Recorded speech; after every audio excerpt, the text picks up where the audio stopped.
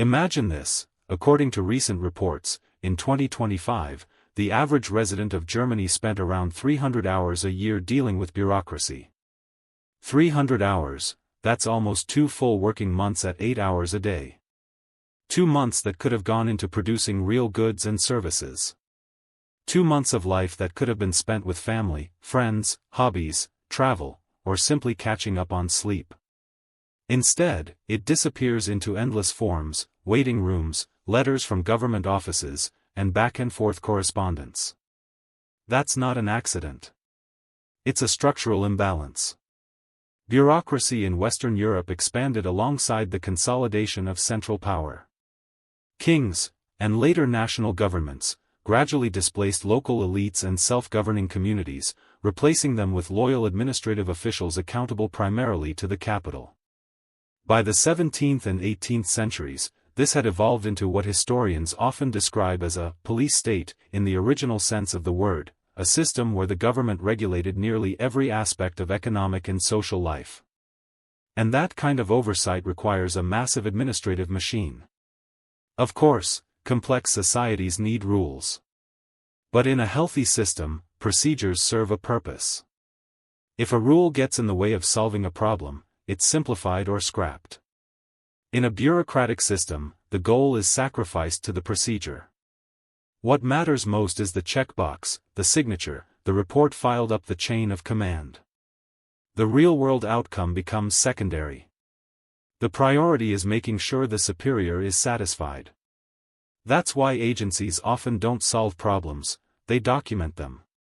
You collect 15 certificates, go through 5 offices, spend 50 hours of your life, and the issue may still remain. But the paperwork is flawless. On paper, everything looks perfect. In reality, it's exhausting. Here are some very recent, very real examples from Germany. Residence registration, the classic initiation rite. This is the mandatory registration of your address with the local citizen's office. Getting an appointment can take 2 to 3 months, online slots vanish within minutes. Once there, you may wait for hours and need a stack of documents, rental contract, passport, and a written confirmation from your landlord that you've moved in. And that's just the beginning. After registration, a chain reaction follows: registration certificate, then tax ID, then opening a bank account, then updating everything else. For a family with children, this first stage alone can easily cost 20 to 40 hours, plus repeat visits. Child benefit payments, it sounds straightforward. In practice, a long application form, birth certificate, tax IDs for every family member, sometimes income statements. Processing times range from 2 months to 6, sometimes even up to a year if the child was born abroad. Add follow-up letters, additional document requests, phone calls asking, "What's the status of my application?" Many families spend 20 to 50 hours of real-time navigating this. Parental allowance, even tougher. It's administered at the regional level, meaning different offices depending on where you live. You need a year's worth of pay slips, employer confirmations, income calculations, and detailed paperwork. Errors are common, which can lead to rejection or recalculation. Officially it takes 3 to 4 weeks, in reality, 3 to 8 months is not unusual. Document gathering, consultations, corrections, 30 to 70 plus hours per family is typical. The consequences of growing bureaucracy are predictable. 1. The state operates far less efficiently than it could. Time and money drain away. 2. Government overreach stifles initiative. 3. Citizens start to feel like petitioners, not partners. The cold machinery of rules erodes dignity instead of offering support. Bureaucracy almost always tends to expand. New regulations require new supervisors. New supervisors justify even more rules. The apparatus begins to reproduce itself.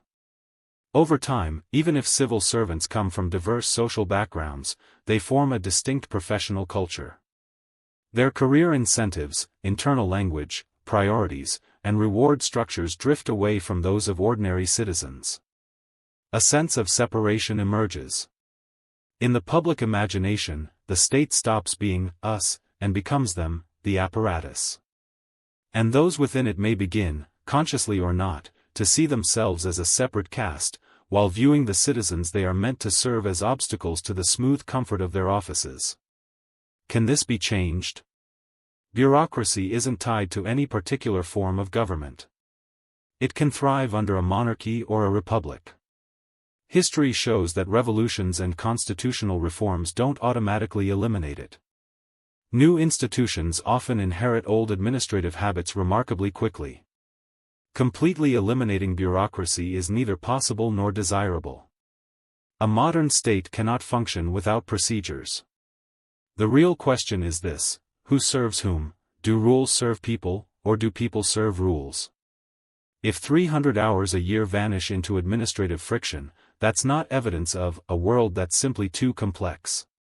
It's a sign that form has detached itself from function. And until governments learn to treat citizens as partners rather than as objects of administration, those 2 months each year will continue dissolving into an endless maze of forms, approvals, and official stamps.